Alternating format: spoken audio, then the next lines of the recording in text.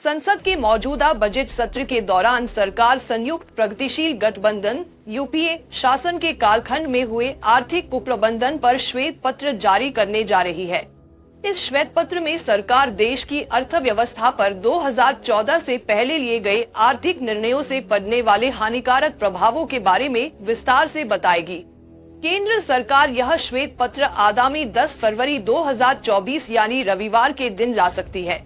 यह संसद के बजट सत्र का आखिरी दिन होगा।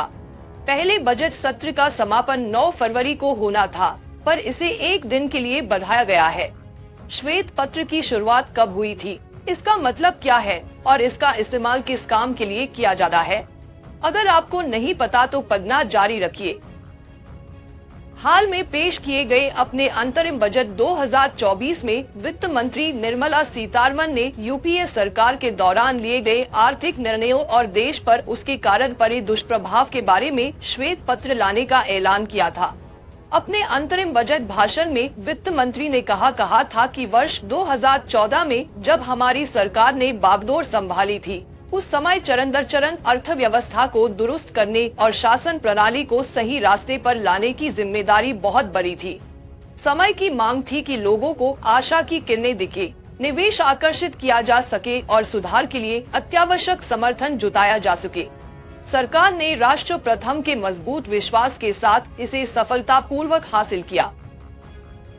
केंद्रीय वित्त मंत्री ने तब की और अब की अर्थव्यवस्था पर बात करते हुए कहा कि उन वर्षों के संकटों से पार पा लिया गया है और हमारी अर्थव्यवस्था सर्वांगीण विकास के साथ उच्च टिकाऊ विकास की राह पर बढ़ चली है।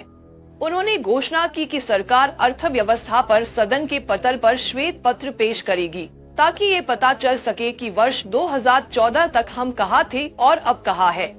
उन्होंने कहा कि श्वेत पत्र का मकसद उन वर्षों के कुप्रबंधन से सबक सीखना है। श्वेत पत्र की शुरुआत 102 साल पहले वर्ष 1922 में ब्रिटेन में हुई थी। यह किसी विषय के बारे में ज्ञात जानकारी या एक सर्वेक्षण अध्ययन के परिणाम का सारांश होता है।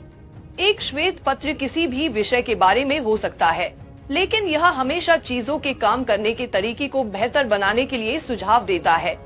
यह आमतौर पर सरकार द्वारा अनुवर्ती कार्रवाई या कम से कम एक निष्कर्ष के लिए प्रकाशित किया जाता है। एक श्वेत पत्र एक सरकार, कंपनी या गैर लाभकारी संगठन द्वारा जारी एक सूचनात्मक दस्तावेज है जो किसी समाधान, उत्पाद या सेवा की विशेषताओं को बढ़ावा देने या उजागर करने के लिए जारी किया जाता है। श्वेत पत्रों का उपयोग सरकारी नीतियों और कानून को प्रस्तुत करने और जनता की राय का आकलन करने की एक विधि के रूप में भी किया जाता है। सरकार के अलावा किसी भी संस्था, कंपनी, ऑर्गेनाइजेशन द्वारा श्वेत पत्र जारी किया जा सकता है, जिसमें वह अपने ग्राहकों, कर्मचारियों या जनता को अपने उत्पादों की विस्तृत जानकारी प्रदान कर सकती है। इसके अलावा कई संस्था अपने द्वारा शुरू की गई तकनीक का प्रचार प्रसार करने के लिए भी श्वेत पत्र करती है, ताकि वह आम लोगों तक पहुंच सके। आर्थिक मामलों से जुड़े श्वेत पत्र में सरकार या किसी संस्था की कमियों, उससे होने वाले दुष्परिणामों और सुधार करने के लिए सुझावों जैसे विषय होती है। वहीं उत्पादन तकनीक से जुड़े श्वेत पत्र में उस उत्पादन तकनीक से जुड़ी विभिन्न जानकारियां शामिल होती है। उदाहरण के तौर पर उस तकनीक की वजह से मिलने वाली सुविधाएं, उसका उपयोग करने का तरीका और आवश्यक वातावरण, अन्य तकनीक से यह कैसे भिन्न है, इसकी कीमत आदि जानकारियां शामिल होती है।